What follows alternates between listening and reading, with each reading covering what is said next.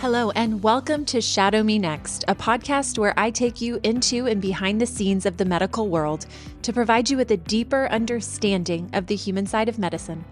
I'm Ashley, a physician assistant, medical editor, clinical preceptor, and the creator of Shadow Me Next. It is my pleasure to introduce you to incredible members of the healthcare field and uncover their unique stories, the joys and challenges they face, and what drives them in their careers. It's access you want and stories you need. Whether you're a pre-health student or simply curious about the healthcare field, I invite you to join me as we take a conversational and personal look into the lives and minds of leaders in medicine.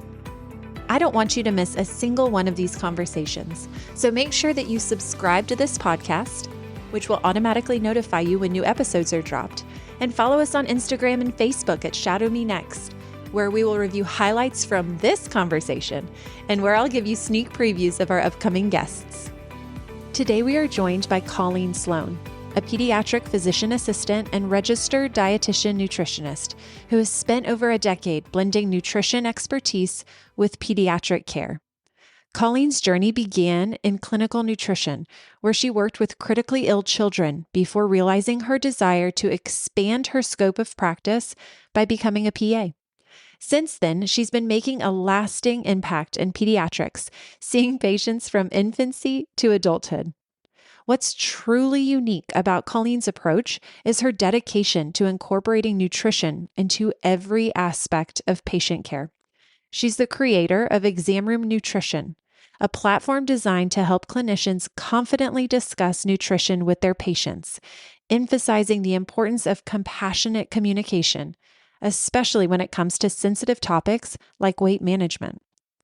In this episode, we'll dive into Colleen's journey from dietetics to becoming a PA, her commitment to lifelong learning, and the tools she's developed to support fellow healthcare providers. She'll also share her insights on how clinicians can navigate difficult conversations with patients around weight, all while fostering trust and empowerment. Please keep in mind that the content of this podcast is intended for informational and entertainment purposes only and should not be considered as professional medical advice. The views and opinions expressed in this podcast are those of the host and guests and do not necessarily reflect the official policy or position of any other agency, organization, employer, or company. This is Shadow Me Next with Colleen Sloan.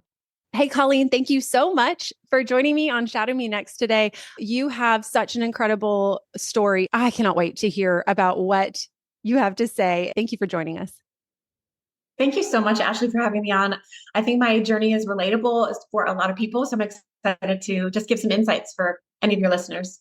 Absolutely. So relatable. And there's so many of these conversations that I'm excited about all of them. There are certain elements of some that I know I am going to learn a lot about a certain element of medicine. And this is one of them. And I think when you and I initially met and started talking, I told you that I really did not have a great understanding of nutrition until I was a clinician. And it wasn't because of my practice. It was because of me as a person. I was just more interested in it. And the amount that I did not know as a clinician, as a PA, was really eye-opening. So thank you for what you do. Thank you for the education you provide. Thank you for what you're going to tell us today. I can't wait. So tell us your titles, first of all. This is cool. And then a little bit about what drove you to pursue both of these titles.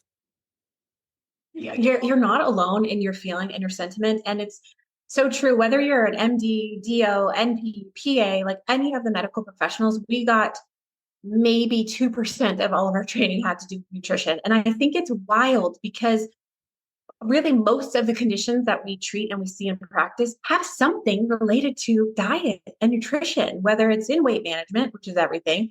But even when you think about it, migraines, you can do some elimination diets and find out their trigger food, anything in the gut, cardiac. So everything we do as practitioners does have some part of nutrition. And I think having that education is so key. So you're not alone. And that's really why I created my platform, which we'll get more into, but I want to bring it way back. My credentials are I'm a pediatric physician assistant and a registered dietitian. And what came first was becoming a registered dietitian. Wow. Like you said, way back. Tell us a little bit about what the schooling, what that education process was for becoming a registered dietitian. And then maybe did you have a light bulb moment? What did that look like for you? Yeah, I love sharing my journey on this because it's a lot of people are really curious about it because there's not a lot of RDPAs.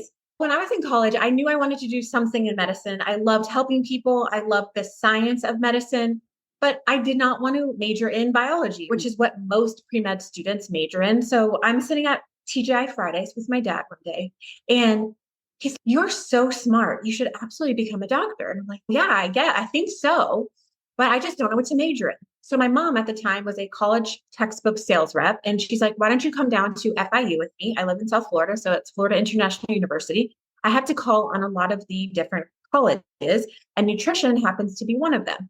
Okay.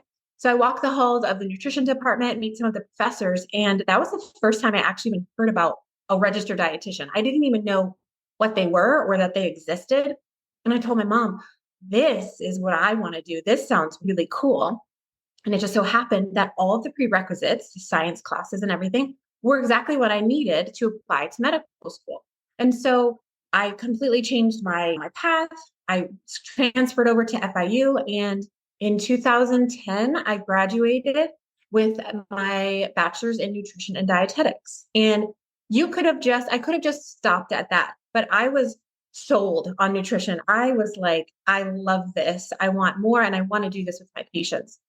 Plus, now this is a little peek into my personal life, but I like sharing this part of my story because I think it's relatable for a lot of people. And I want to encourage people in that when you hit mishaps and things happen in your life that think are going to derail you, do not give up because you continue. I actually got pregnant in my last year of college. Wow. And what probably could have completely stopped my career trajectory, honestly, I didn't skip a beat at all. And so I share that because just because you're a mom, just because you're divorced, just because and fill in the blank, don't let that be your crutch or your excuse to not do something that you are deeply passionate about. And I'm a firm believer in that. So I continued on school. I completed without missing anything. And it was great that I was in nutrition because everyone was very pro breastfeeding. And Love that. I was pumping on campus. It was hard, but I had such support with my colleagues and my student friends at the time. And so I became a registered dietitian. And so in order to become that, just because I have that bachelor's degree, you have to also do an internship and then sit for state boards.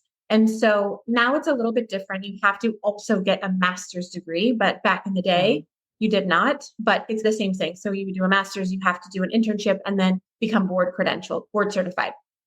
And so I became a dietitian in 2011, and I worked in clinical for about 3 years. I worked in the trauma ICU. So you do a lot of tube feeding and TPN calculations as a dietitian. I also work some of the regular floor. So you do like cardiac education, dialysis education. Then I got a little bit bored of inpatient nutrition. And so I started my own private practice. So I was doing diabetes education and weight management. And then I got bored with that. A colleague and friend of mine, Lucille Bessler, is a very well-known dietitian among the field. She ran the pediatric outpatient dietary services for a big children's hospital down here in South Florida, Joe DiMaggio Children's Hospital. And she's like, "Hey, why don't you come on with me? I need a partner to run these clinics." I'm like, "Okay, but you need to teach me pediatrics because I've only ever done adult." And so we ran the cystic fibrosis clinic, the pediatric dialysis, and the cleft and craniofacial clinic. And it was here that I was madly in love with two things. One is pediatrics, and two is medicine. I reverted back to where I was in college, where I'm like, I want to be caring for patients. And I just had this deep desire to do more, to offer more, to even know more than just nutrition. Because at that point, I had done so many things in my career over the 5-year span that I'm like, I feel capped out and I feel like I still have gas in the tank that I want to pursue.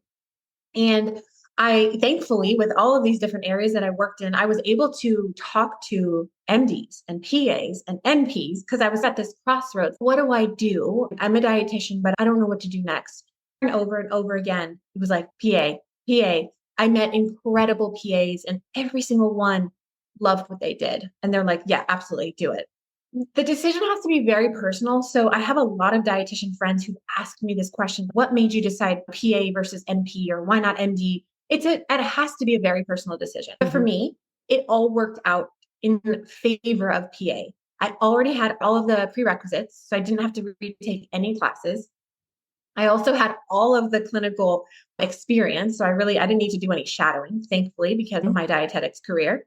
And why I didn't want to become an MD is I was already a mom at this point. I really didn't want to be in school for 6+ years to be an MD. And I also didn't want to be an NP because I also didn't want to go back to school to get my RN first. So it just, all of that made sense. And so I applied to one school here locally in South Florida. I got in. I do not recommend that for current applying PA students. It was competitive then, and it is even more competitive now. It's one of the top careers to get into. So you've got to be on your game. But I got into Nova Southeastern University in 2015 and graduated in 2017, of which are the two hardest years of my life. PA school is insane. And being a mom, right? So again, I'm like a firm believer, and I will preach it from the mountains. Do not let your age, your marital status, your health, none of that hold you back. If you are committed to doing something, you can absolutely do it. And so now I've been a PA since 2017, and I stayed with my true love of pediatrics. I got my first job out of PA school in general pediatrics, and I have been with that company ever since. So about 8 years now. First of all, it's amazing that you have been with the same company for 8 years. I think that alone, perhaps for those who are not as familiar with the PA profession, especially, a lot of people do end up shifting after the first 1, 2, or 3 years, just because we're generalist trained, usually. Some of us enter specialty, like dermatology, for example. I went into OBGYN first. It's a little bit more of a generalist specialty, but it's not very often that you hear of somebody sticking with the same job that they've had since the beginning when they first started working as a PA. I want to touch on that because burnout is not a hot topic right now, but it is. I think that's a great word because it's prevalent. Any healthcare professional, honestly, any career right now, we're feeling burnout. Have less staff, so everyone is just doing more. We're getting paid less, and so it is real. And I know a lot of my colleagues, or a few of my colleagues who are PAs, coach people through burnout. And I kind of chuckle to myself that I never felt that. And I feel so blessed and proud of that I don't feel like that. I actually, and to this day, can still say I love getting up and going to work. And I really think it's because I pursued something that I'm deeply passionate about. I love kids, and every patient, I pick them up, I kiss their cheeks. We just have so much fun because I respect that role as the general pediatrician in their life. And I love the opportunity to watch that child grow from 0 to 21. It is the coolest opportunity that you can get. And so I think for people trying to figure that out, you really do need to love your job. And that's not to say what I do is easy. I'm at a very high volume clinic. I see from 8 to 5, 40 kids in a day. So that's my template. So it has all the reasons to have burnout, but because I'm so in love with what I'm actually doing, it feels easy to me. It's fun to me. And I think that's important when you're choosing a job. It is, absolutely, because life in medicine really becomes your identity. And there's nothing wrong with that. And I don't hate saying that. And I agree with you 100%. I think that if you really investigate, know yourself, know what works for you, and you find that job that you can pour into, but that at the same time also pours into you, I'm really glad you said that. And I think it's a testament to how hard you have worked and how much thought you have put into where you're at. It's like you said, you really have to love it, but not only love it, but you really have to understand why you've chosen it. When you were saying about that 5-year mark, you get to this 5-year mark and either you do start to feel that burnout. But I think a lot of people switch or change or do things. And you were a dietitian for 5 years. I think there's something interesting about that 5-year mark. And if you think about it as PAs, we used to board certify every 7 years. So around that 5-year mark, we're starting to think about our recertification. Then they bumped it out to 10 years. So it'd just be really interesting to gauge how much of us are able to actually sit down and look at what we're doing and evaluate these sorts of feelings that we're feeling at a 5-year mark and say, do I need to pivot? Do I need a big pivot? Do I want to pick up something extra that I've been thinking about? I think pushing out our board certification 10 years has been really interesting for that. That's actually that's a really interesting point. I think you're right. Most of my PA friends, they are job switching, and there's nothing wrong with that. I think that's the beauty. And that's also what drew me to being a PA, is because as a dietitian, I switched every year or so. I either picked up something new or just completely switched gears. And so I wanted that flexibility. I was nervous if I became an MD and in GI, like, that's it. You're certified in that and you're stuck with that. That kind of scared me. And I love that about being a PA. But I also think that if you're feeling that itch at that whatever year it is, really determine, is it the job itself, or are you just itching for something new, like a new brain stimulant? And for me, what I actually did looking back is almost 3 years ago, I started a podcast and I started to talk about nutrition more. And I wanted to teach clinicians more about talking about nutrition. And so I think that having that creative outlet, whether it is a side gig, maybe a side weekend job at an urgent care where you're getting a different pace in the clinic, or yes, a big pivot, I think that's okay. And I think there is beauty in that. And as PAs, we like to learn. We're lifelong learners. And I think that's the key to a lot of prevention of burnout. Absolutely. And that is a perfect segue. Colleen, you have Exam Room Nutrition, which is just turned into this incredible platform. Tell us a little bit more about what that looks like for you. We've talked about how it began, but what are you enjoying doing this? Tell us about it. This lights me up. I'm so passionate about the mission behind Exam Room Nutrition, which, yes, is a platform now. It's a podcast, but it's also social media. And which we'll talk about eventually too. It's a course. And it really stemmed from one Saturday when I was in clinic. And it was just a day that stamped the approval of what I had been thinking that I want to do. I'm walking down the hall, my first patient, I'm rushing because I'm known to be like 10 minutes late every morning. And I look at the chart and it says rash, it's a sick visit. And anybody who's in pediatrics knows, oh, thank God, like this is going to be quick. I'll get back on time in no time. But no, I walk in and the child was crying. And this is not abnormal in pediatrics. Most kids are crying and screaming. And there's a lot of drama in the office. But he knew he wasn't here for a checkup. And he was also about 10 years old. So I just sat down. I said, oh, sweetheart, why are you crying? What is wrong? And the mom began to talk, and she shared the story of how 6 months ago, when he did his check, the clinician, who I don't know if it was an MD, PA, MP, it doesn't really matter, clinician had said, you need to lose weight. And if you don't lose weight by the next time you come in here, you're going to be having to do needles in your stomach because you're going to have diabetes. A lot of fear, right? So this child, mom told me, had become obsessed with his weight. He began restricting his foods, and they were of Asian descent. So they had a lot of cultural foods that he stopped eating. He weighed himself multiple times a day. And that when he stepped on the scale in the office that morning, he had gained 3 pounds. And in his mind, he's a failure.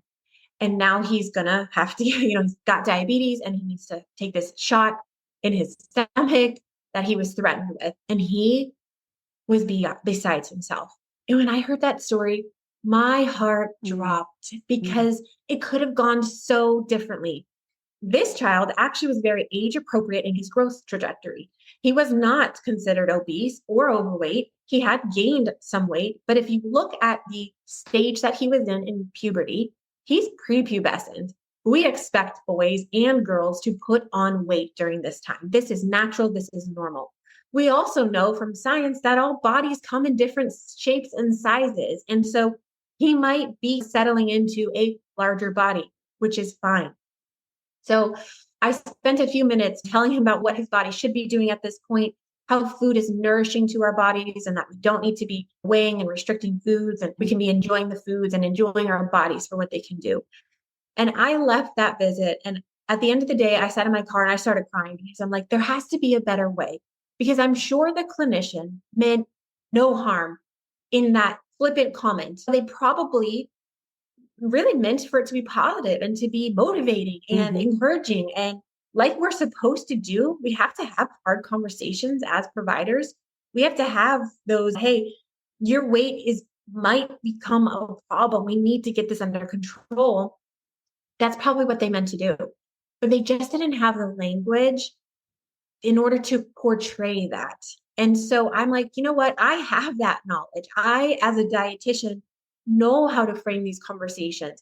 I know how to discuss weight in a very compassionate, inclusive, sensitive way.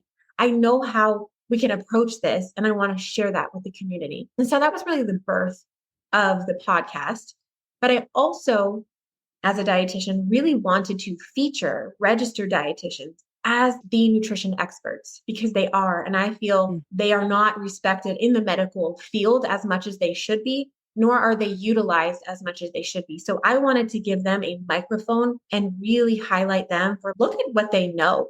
Look at the time that they can spend with your patients. Let's use them. Let's bring them alongside in our team so that we can better the health of our patients and a society at large. Well, Colleen, my heart hurts. My heart hurts so bad for that child. And I'm so glad that you were his follow-up. I think we were put in very specific places for very specific purposes. And to me, your whole background was leading up to that one exact moment. But it's just such a reminder about how powerful our words are. And our words matter. And we need to be very intentional with what we're saying to certain people. And I think as clinicians, sometimes that can be hard because I think a lot of times we are trying to communicate a concept to someone. And we have to realize that the way we're communicating that concept is how the person sitting across from us is going to interpret that concept. Tell us a little bit about how clinicians, and for pre-health students as well, this is a great exercise, but tell us about how they can discuss the topic of weight, period, whether it's overweight, underweight, etc., with compassion. Before we hear Colleen's response and the quality question that came from it, keep in mind that there's more interview prep, such as mock interviews and personal statement review over on shadowmenext.com. There you'll find amazing resources to help you as you prepare to answer your own quality questions. Colleen just mentioned a powerful topic that's relevant for anyone working in patient care and one that makes an excellent quality question. Share a time when you had to navigate a difficult conversation with another person. What approach did you take to ensure it was compassionate and effective? As Colleen pointed out, these conversations can be incredibly tough, but the key is creating a compassionate environment, listening actively, and ensuring the patient knows you're on their side and not judging them. Approach these conversations with empathy, understanding the emotional layers involved, and offering solutions that empower the patient rather than making them feel helpless. Gosh, yeah. I have probably every day I have a story that is like jarring to me that someone said this to a child. I posted a reel the other day that the parent came in and was like, oh yeah, I'm really concerned about her weight. And she looked at her daughter who was 8 and told her, I know, honey, this upsets you, but you need to be on a diet, right? And she looked at me saying, and I'm like, no, we're not even using that word at all. And this actually came from school because in schools, at least in Florida, I cannot speak for other schools, but the school system does height and weight screenings. And if they are above a certain percentage, then they get a note sent home and they have to come in and see the physician or the provider and get it signed off on. I sign one of those probably every single day. And I look at the parent, I say, we're not even going to talk about this because I am not concerned. I know your child, I've been following their weight and she is fine. And I just think we are in such a weight focused and obsessed culture that I'm hoping is switching and we're transitioning from that. But we really are still so focused on that we can't seem to accept that just because a child is a little bit larger, it still means that they're fine, they're healthy. And so I think the first place that we can start is, first of all, the very first thing that any clinician can do, and this builds rapport and shows that you deeply respect the patient, is ask for permission before you talk about weight or before you even start talking about diet or nutrition. Wow. Because sometimes the patient might not want to talk about their weight. And I've heard countless adults tell me that they came into the doctor because their ankle hurt. And the first thing that the doctor said was like, oh, maybe you should lose some weight. And they're like, well, can you help me with my ankle? I twisted it. I'm worried that it's broken. Like, they weren't being heard for Yep. their chief complaint. And so it is so important that we ask permission. And the easiest way to do that is just to say, hey, are you comfortable, or is it okay if we talk about, and if it's a weight visit, if you're in primary care and that's what you need to talk about, your weight today? Or even if you're in a specialty, let's say you're in pulmonology and you have a patient who has asthma and it seems to be uncontrolled. If you're on all these different medications, they're already on controller medications, they're on biologics, you've tried a lot of different medicines. This might be a great opportunity, especially if they are overweight or in a larger body, to maybe bring that up and say, hey, we've tried a lot of different medications. I'm just wondering if you think it would be okay if we talked about your diet a little bit to see if this might manage your asthma a little bit more. Framing it that way puts that decision in the patient's hands. They get to choose if it's okay, if they're interested at all, before you just rattle off, hey, you should lose some weight. Why don't you eat some more fruits and vegetables? That's not going to stick with anyone at all. But if they choose that it's okay, yeah, I'm open to that, I'm interested in that, that's a beautiful opportunity for you then to share a few options. Now, a strategy in motivational interviewing is called ask, offer, ask. The first ask is to ask permission. Then we have offer.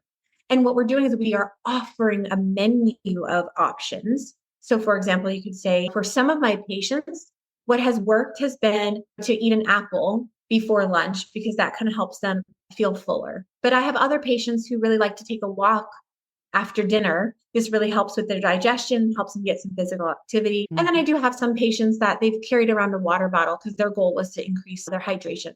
Which one do you think sounds like something you could try?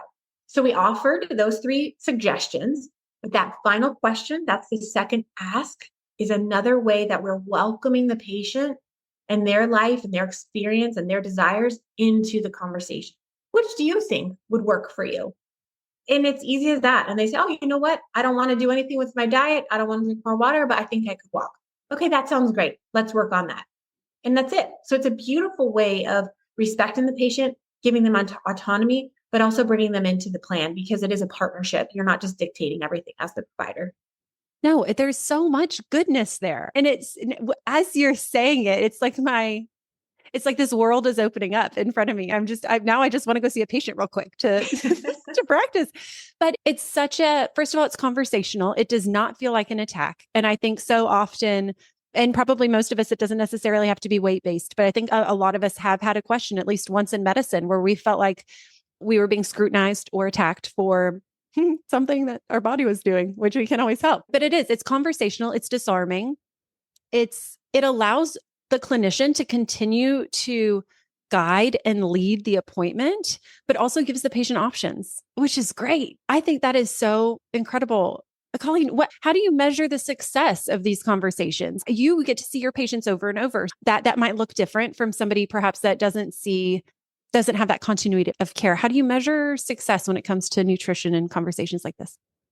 So it depends what you're trying to measure. If you're in weight management and if you're ultimately are measuring weight loss success, which I have my own opinions on that, because I think there's so many better things that we can measure that are non-scale victories that would mean even more to a patient. But that's time for another podcast episode.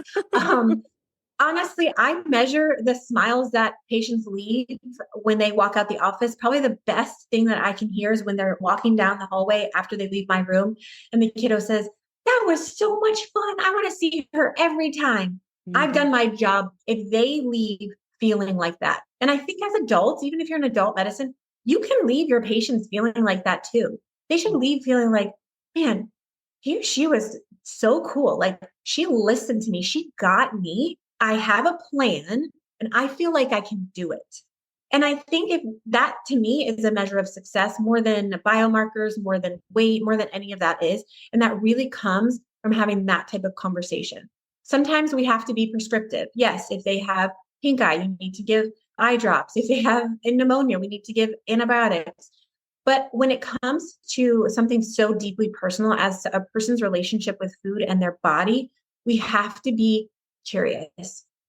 And that is probably the best approach to take it, is really just asking questions like, what's been your dieting history? Where do you feel like you've struggled? Or one of my favorite questions with patients who we like to label non-compliant, which I also hate that word, but those patients who are like, oh my goodness, They've come in 4 years. They're continuing to gain weight every single time. Like, what is happening? They're not listening to me. I love to just pause and be curious. Like something's happening. We're missing the mark here. And I love to just ask, what is making this hard for you?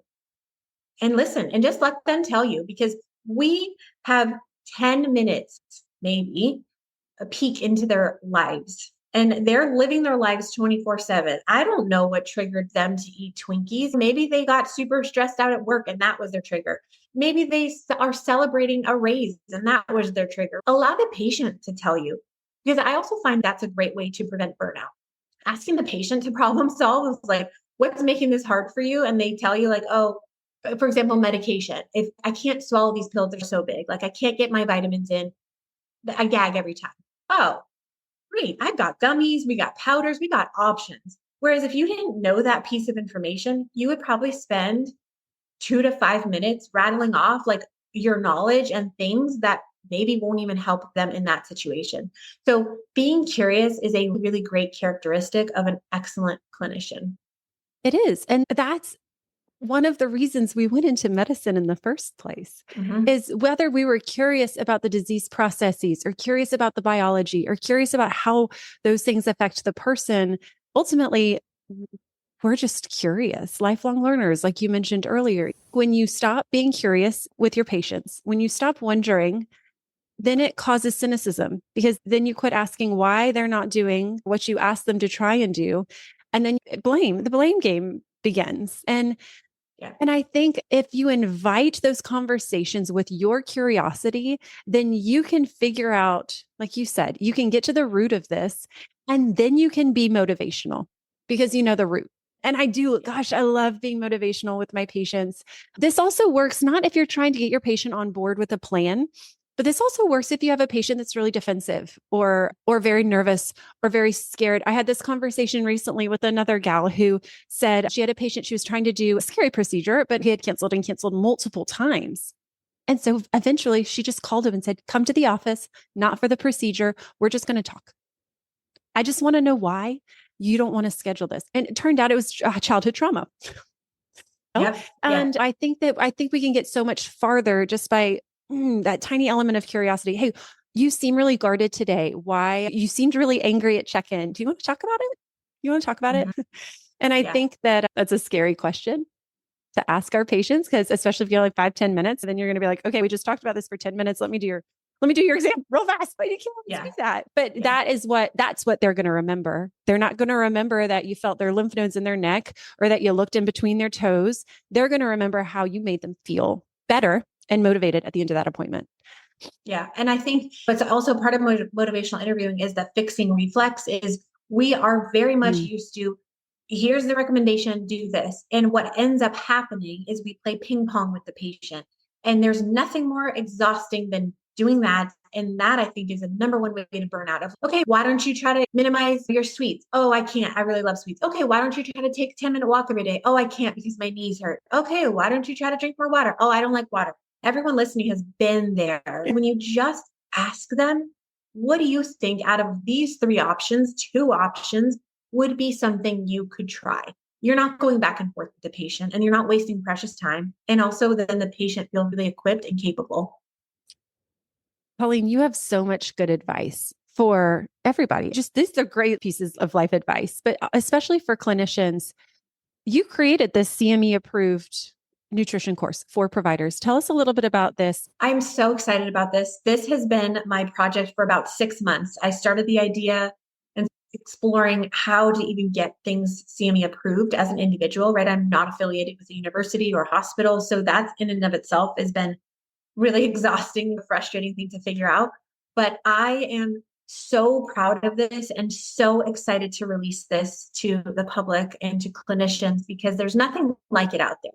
There are tons of webinars on GLP-1s and weight management, and you get an hour and they're great. You've got tons of golden tips and advice, but there's nothing very comprehensive of like from the beginning, nutrition education to nutrition counseling, like how do we do motivational interviewing and intuitive eating? How do we bring and bridge the education with the counseling piece And then throwing in there the different populations. So what if I have a patient who's had bariatric surgery?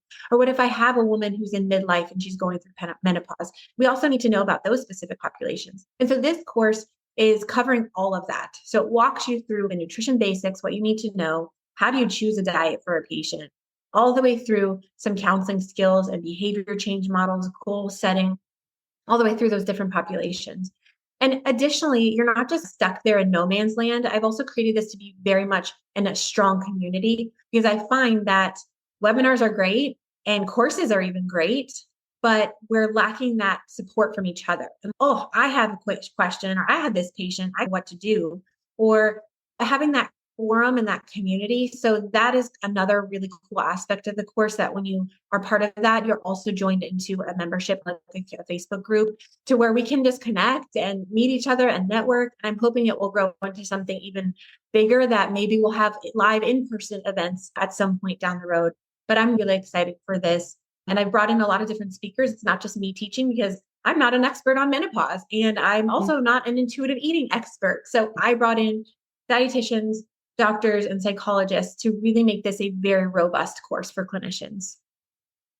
If you are listening and you are hopeful to go into medicine, what Colleen is describing and what she's doing, this is why we go into medicine. You're going to answer all these interview questions about why you love the team model or why you want to lead a team of medical innovators. But what you are doing, that's why we do this. You are pulling together the best and the brightest, not for your edification, although I'm sure you've learned a lot, but not for you. It's for your patients, and it's for my patients. So thank you, because it's going to benefit so many people.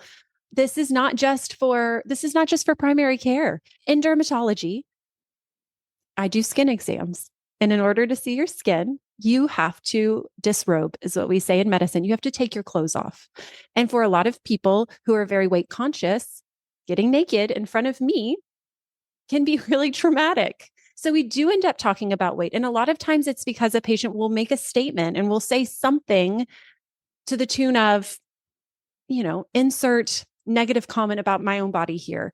And it hurts my heart because like you said, bodies are made different. Everybody is beautiful. The fact that she walked into my office smiling that day is what I'm going to remember.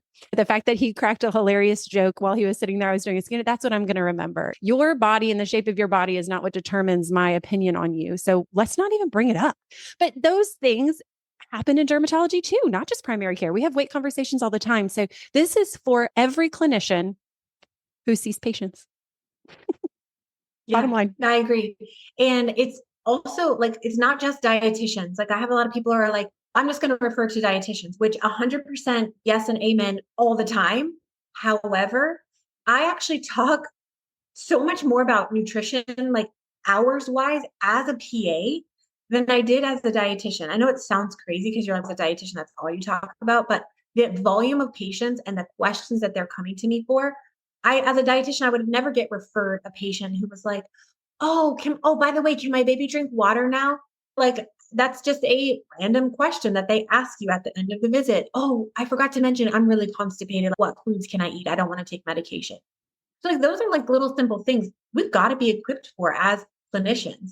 And as dietitians, this will even deepen your knowledge and your nutrition counseling than you even learned in school, because you're getting hands-on tips and tricks from clinicians who've been doing this for years. That's so true. And Colleen, that leads us to a perfect wrap-up question. And usually I ask if you have any advice for pre-health students that are interested in a career in medicine, generally speaking. But I want to tweak it a little bit. And my wrap-up question to you would be, for someone interested in medicine, if they want to start to include a nutritional element to their education, I'm talking college kids, postgraduate students, things like that, where would they start? What would they do? I think you've got to do two things. I think you have to do the education, because you do need to know the basics. Like, it is really important in today's environment that we live in that you understand what a fat is and the difference between saturated fat and unsaturated fat. And that, news flash, like seed oils are not going to kill you and create all these medical problems, right? Like, fruit is not a sugar bomb. Like, you need the basic nutrition science that the sugar in fruit is fructose. It's not the same as sucrose, as simple sugar, right? Like, that basic, unfortunately, right now is so misconstrued on social media, so that you do need a very strong background in that firm understanding of nutrition science.